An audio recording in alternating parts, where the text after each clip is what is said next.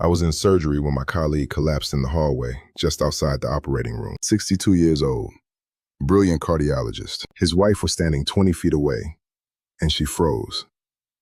She didn't know what to do. He survived, but he lost 4 years of his memory. That image never left me, and it's why I made this video, specifically for you. My name is Dr. Kevin Adewale. I'm a cardiothoracic surgeon with over 25 years in cardiovascular medicine. I've operated on hearts. I've held lives in my hands, literally. And I can tell you this with complete certainty. Stroke is one of the most preventable tragedies I've witnessed in my entire career. Not preventable in the sense that it never happens, but preventable in the sense that the damage doesn't have to be as bad as it so often is. Here's what most people don't know. Stroke is the 5th leading cause of death in the United States. And for adults over 60, it's one of the leading causes of permanent disability. Every year, nearly 800,000 Americans have a stroke. That's one person every 40 seconds. And roughly 2/3 of stroke survivors are left with some form of lasting impairment. Difficulty walking, speaking, remembering. Those are frightening numbers. But here's what frightens me more as a physician. The average time between a person noticing their first symptom and actually calling for help is, are you ready? Over 30 minutes. 30 minutes. In stroke medicine, we have a saying, time is brain. Every minute without treatment, a person loses nearly 2 million neurons. 2 million. By the time 30 minutes have passed, that's 60 million brain cells gone. And why do people wait? I've asked hundreds of patients and families this exact question. I thought it would pass. I didn't want to make a fuss. I wasn't sure if it was serious. I didn't want to call an ambulance and be wrong. I understand that, especially for people of your generation. People who were raised to be self-sufficient, not to burden others. I deeply respect that.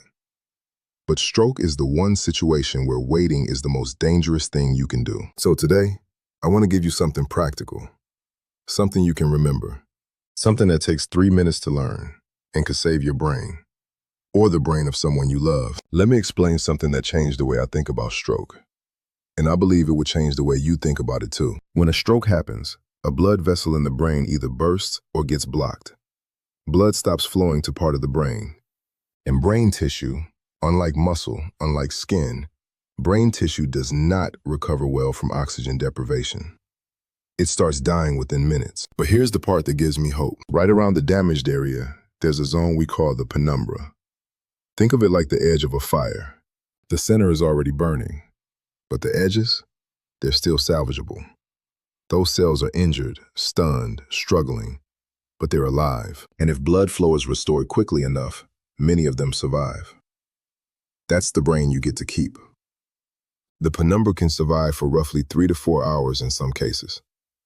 But the sooner you act, the more of it you save. Every minute of delay shrinks that salvageable zone. That's not poetry.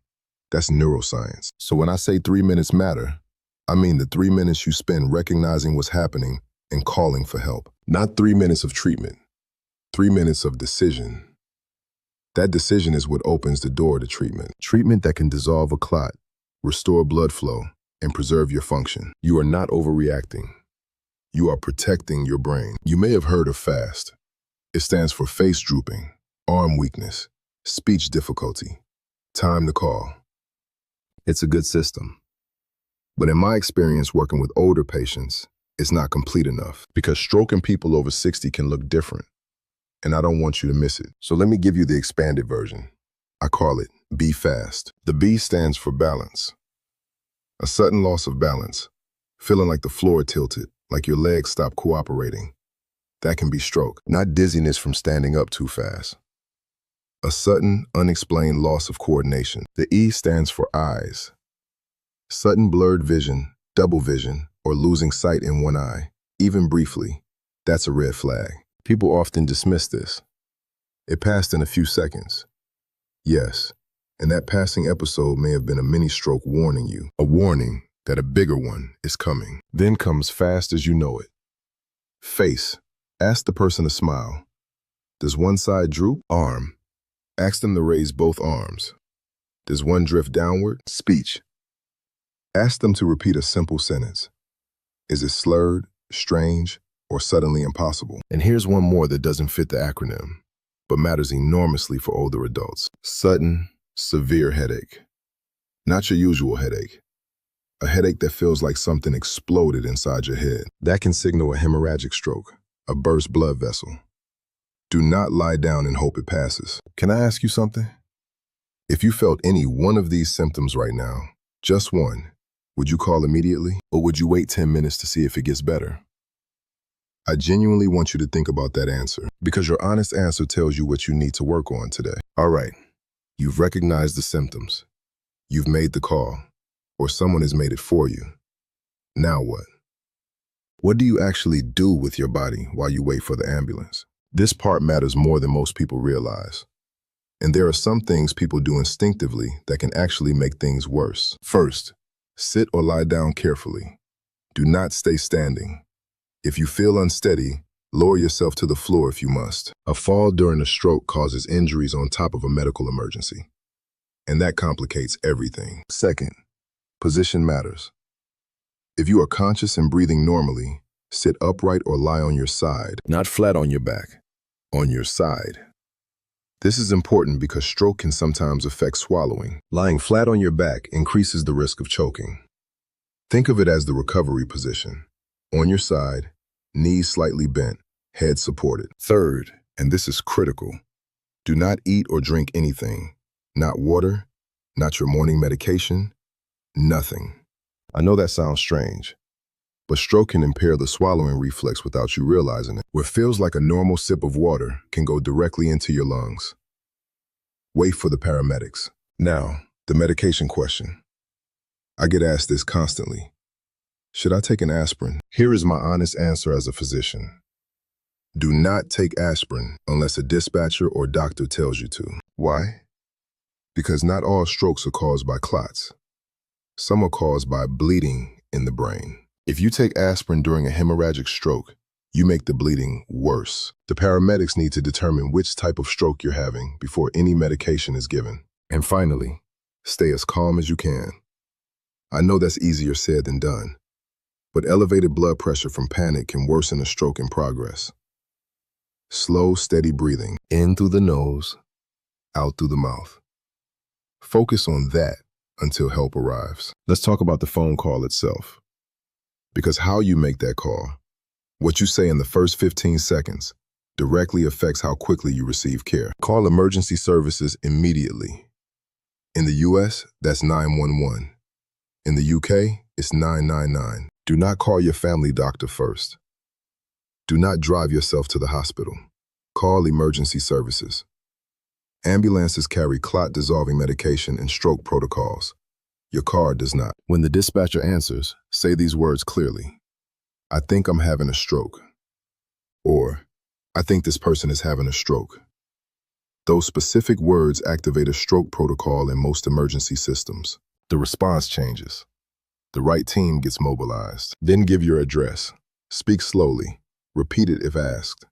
If you're confused, and confusion is a stroke symptom, so don't be ashamed if this happens, try to describe where you are. Near a landmark, a cross street, anything recognizable. Here is something most people don't know.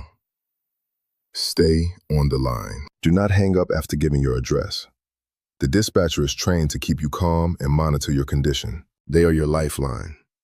Let them talk to you.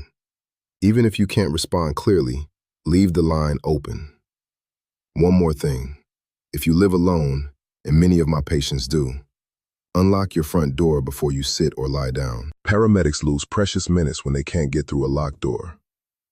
If you can safely reach the door, unlock it. Then position yourself and wait. Do you have a neighbor you trust? Someone whose number is saved in your phone right now? If the answer is no, I want you to think about changing that after this video. A trusted neighbor who can be called in 30 seconds is one of the most powerful stroke survival tools you have. Now I want to speak directly to those of you who live alone, because the protocol shifts slightly, and you need to know this. If you're by yourself and symptoms begin, your first move is the phone call.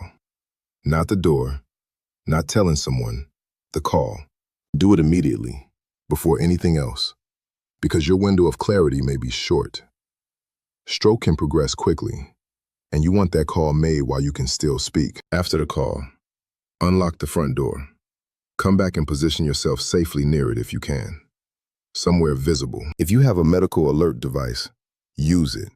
That's exactly what it's for. And if you've been putting off getting one, for adults living alone over 60, a medical alert device is not a luxury.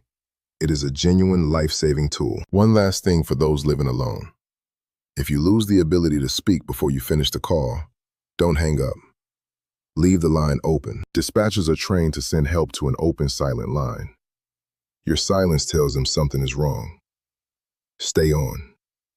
I want to address something that I believe costs more lives than almost any other factor in stroke care.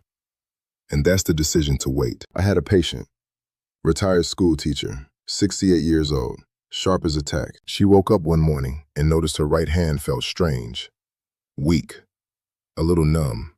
She thought she slept on it awkwardly. She made breakfast. She read the paper. She called her daughter, not to say something was wrong, just to chat.